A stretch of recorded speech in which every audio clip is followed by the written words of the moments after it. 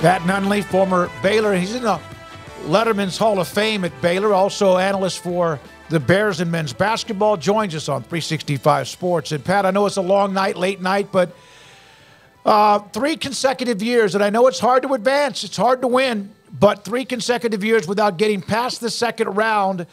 Do you think that Scott, as good as he's been, does he need to look at a couple of different ways to get back to maybe who they were 2021, 22?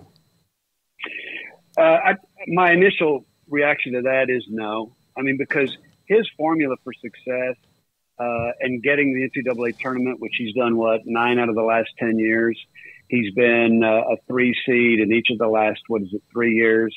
And you know, the list goes on, is so strong. And when you compare it to the other teams across the country, it's as good as it gets. And so, you know, that run into the tournament, losing to North Carolina that year, I thought North Carolina was grossly underseeded.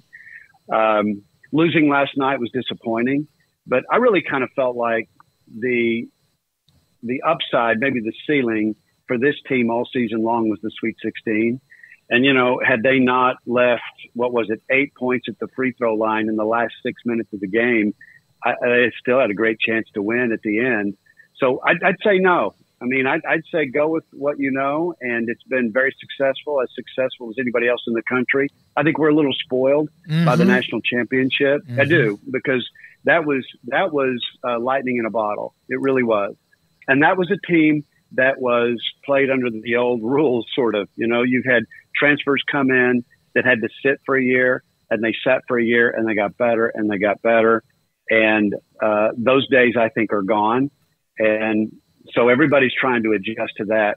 But, you know, our success here, and I think Baylor fans need to stop and just really reflect on this, is as good as it gets in college basketball. There are a lot of college basketball programs right now that aspire to be Baylor University. Again, Pat Nunley with us, with Baylor men's basketball color analyst on the radio broadcast with us. Richard Carr Motors, Baylor Bear Hotline. Paul?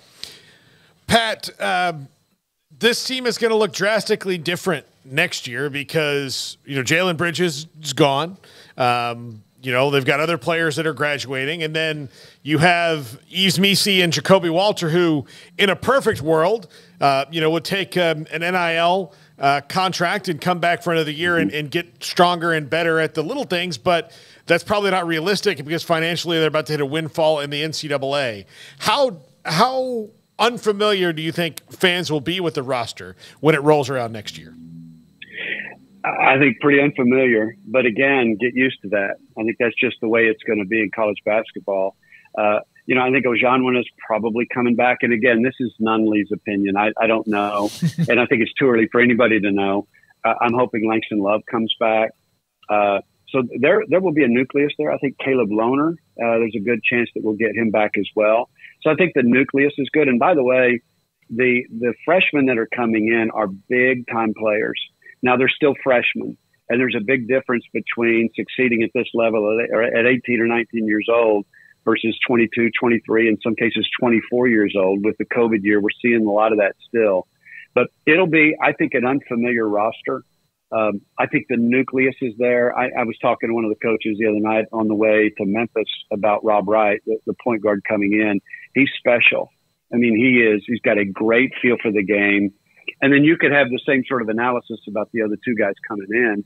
And so you augment those 3 guys with some really handpicked transfers from the portal, much like Baylor did a year ago with Ray J. Dennis, who's a huge get. You know, I need to add Jaden Nunn to that list of folks that are probably coming back.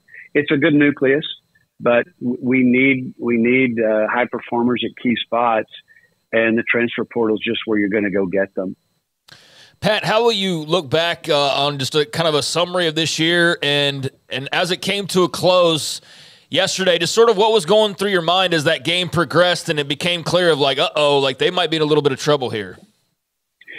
Yeah, Craig, I knew that Clemson was really good. I saw them just beat the stuffing out of New Mexico Friday after our game.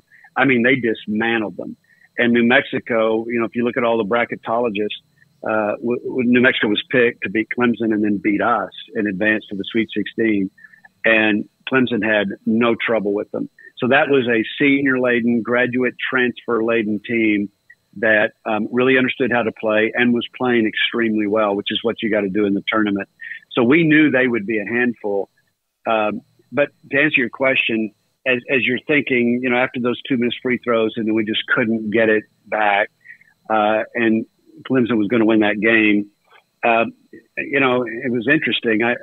You get pretty philosophical in a hurry because that's the last game of the year. And you're starting to reflect on how you feel about the season and how they did. And personally, I thought this is about where we thought they would end up. Now, I said a second ago, I thought the ceiling was a Sweet 16. I still believe that. And they were close. They didn't get there. But they were picked to finish fourth in the league. They finished third. Again, they were a 3 seed once again. So I don't think you can feel bad once you get the bad taste out of your mouth about last night, about this season. I think they ended about where people expected them to be. A lot of folks thought this was a team, because of its talent and its offensive firepower, could make a run maybe as far as the Final Four. I felt like it was going to take some special nights to do that, and last night just wasn't special. Pat, Davion Mitchell was the perfect point guard.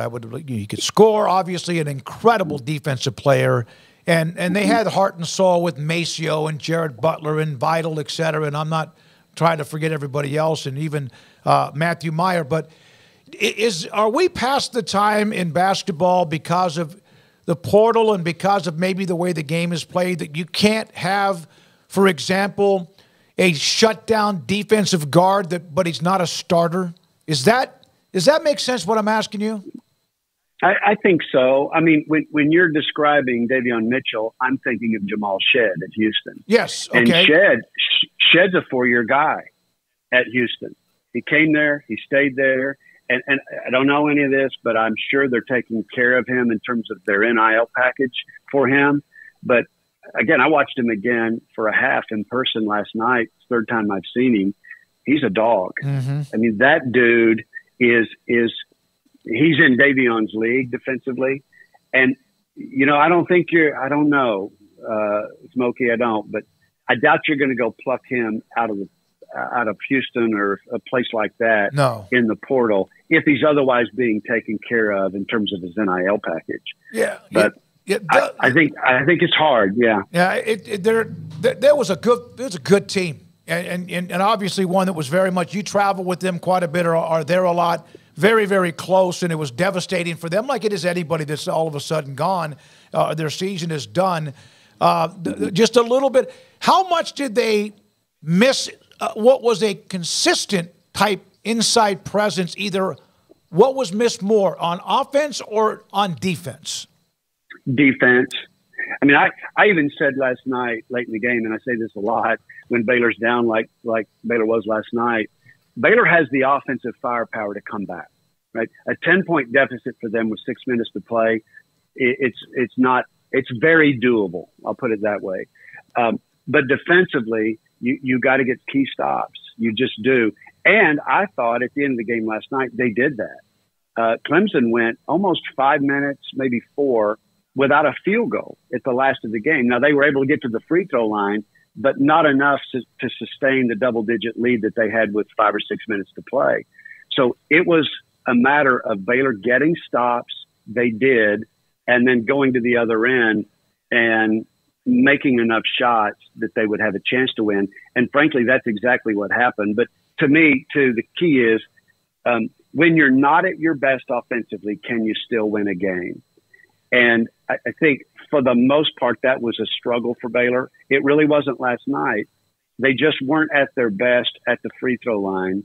And I thought that was their undoing. You can't leave, like I said a few minutes ago, you missed the 3 front ends of a 1-and-1 when the game's on the line. You're just not going to win. That's 6 points that you're just kind of flushing down the drain. And then those 2 at the end. And by the way, let me just say this. We're not in that situation without Jacoby Walter. I agree. And he missed those 2, but that happens. It just does. But it did happen. And that to me was, you get those 2 free throws down, it's a tie ball game with less than a minute to play. And there was enough difference between the shot clock and the game clock that even had they scored, as I recall, Baylor had a chance then again offensively to tie it up again. Pat, they had this thing this year where they would I've described it as they were kind of like Seabiscuit. They didn't know they were in a race until they were behind. And that usually comes with more veterans on the team where you can kind of break out of those habits. Is that, one of the risks you do have when you do have, even though they're 2 of your better players, but 2 of your better players that are freshmen and guys who, this 5 hasn't played together except for this year, that it's hard to build those things out in just a year. It is. It's really hard to do that. But I think one of the reasons Baylor was pretty good playing from behind is that you get to a point where you just start playing, right? You quit thinking as much and you start playing more. And because of the firepower that they had and the talent they had offensively, they could do that if they coupled it with a couple of stops at the other end. But yeah, I mean, it's hard, particularly against a team like Clemson, who is one of the best free throw shooting teams in the country. If you get down 10, it's going to be really difficult to put them at the line if you have to, and still figure out a way to win the game. Yeah, I think that's part of it, is the inability. Offense is about rhythm.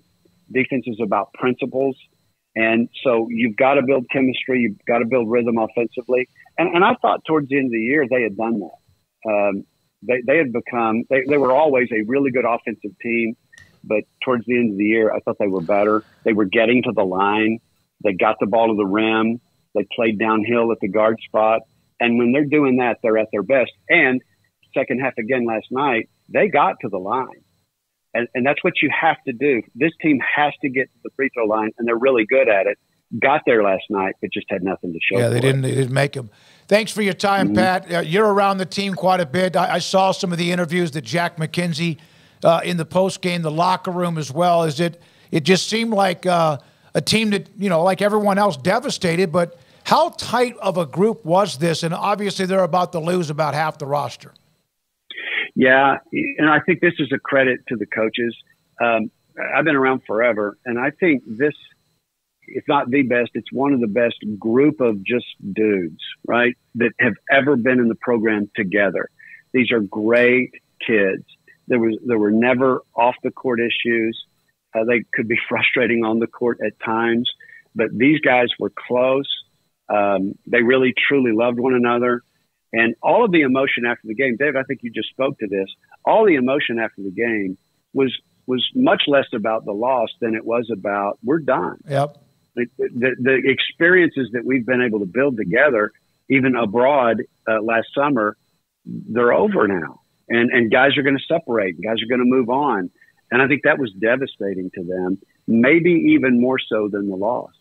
Thank you, Pat. Great stuff. I know it was a long night turnaround as well. Pat Nunley, men's basketball analyst for Baylor, and also former Baylor guard with us on 365 Sports.